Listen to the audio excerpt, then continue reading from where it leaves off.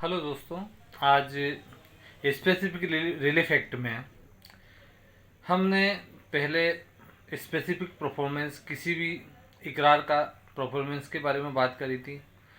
अब जब इकरार भंग हो जाता है, ऐसी स्थिति में जब हम कोर्ट परफॉर्मेंस के लिए जाते हैं इकरारनामे की, जैसे हमने कोई संपत्ति खरीदी, उस संपत्ति का इकरारनामे के लिए जाते हैं कि साहब ये संपत्ति का बेचान का इकरार हुआ था, इसकी रजिस्ट्री करवाने का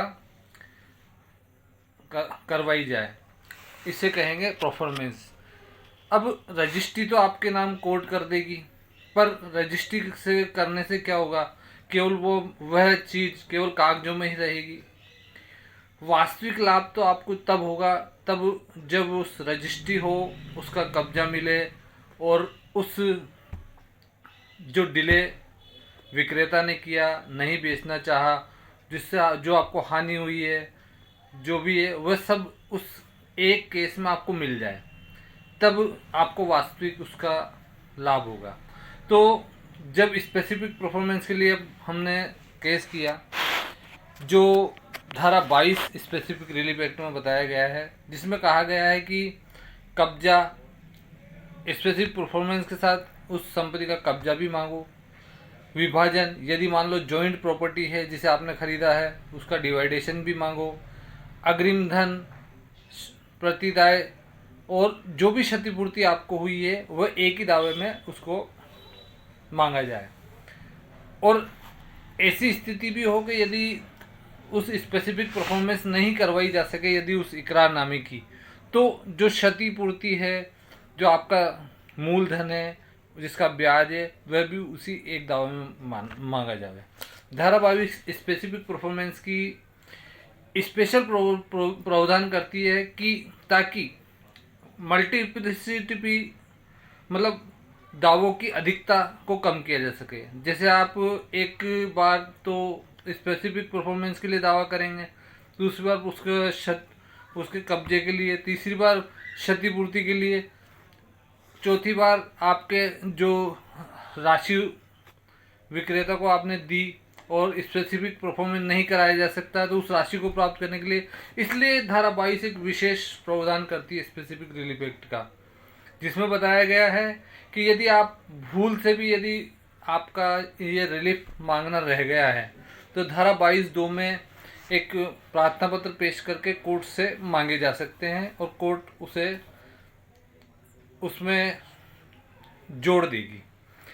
ऐसा ही एक केस है जिसमें जगदीश बनाम भंवरलाल 2018 का केस है, जिसमें सुप्रीम स्पेसिफिक परफॉर्मेंस के साथ कब्जा नहीं मांगा गया, तो बाद में उस केस में कब्जा व हर्जाना के लिए मांग की गई, तो कोर्ट ने उसमें जोड़ दिया। इसमें धारा 22(2) के अंतर्गत प्रार्थना पत्र और सिविल प्रक्रिया संहिता के अंतर्गत धारा ऑर्डर 6 रूल 17 के अंतर्गत एप्लीकेशन फाइल की जाएगी और एडिशनल जो रिलीफ है वो एक साथ जोड़े जाएंगे, ताकि दावों की अधिकता को रोका जा सके और एक ही दावे में सारा विवाद को डिस्पोज ऑफ कर सके। ये धारा 22 स्पेसिफिक रिलीफ एक्ट की देखा जाए तो वादी की मदद करने के लिए बनाई गई है, ताकि वादी अलग अलग दावा ना करना पड़े और अलग अलग उसको समस्याओं का सामना ना करना पड़ सके। धारा 22। अब धारा 23 इसी का एक पक्ष है, जिसमें रजिस्ट्री करवाओ और जो डिले हुई है उसका हर्जाना लो, ये दोनों क्षति उसमें मांगी जा सकती है।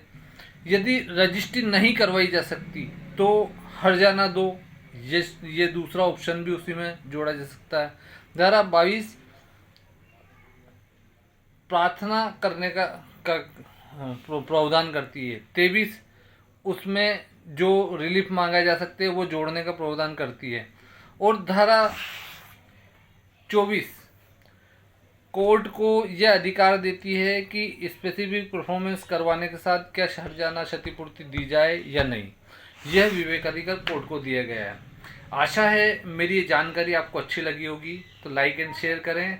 और स्पेसिफिक रिलीफ एक्ट के अंतर्गत जो और भी महत्वपूर्ण धाराएं हैं, जो आम रूप से अति आवश्यक और ज़्यादा व्यक्ति के जीवन में काम आती है, मैं उनको अगले वीडियो में एक्सप्लेन करूँगा। Good night.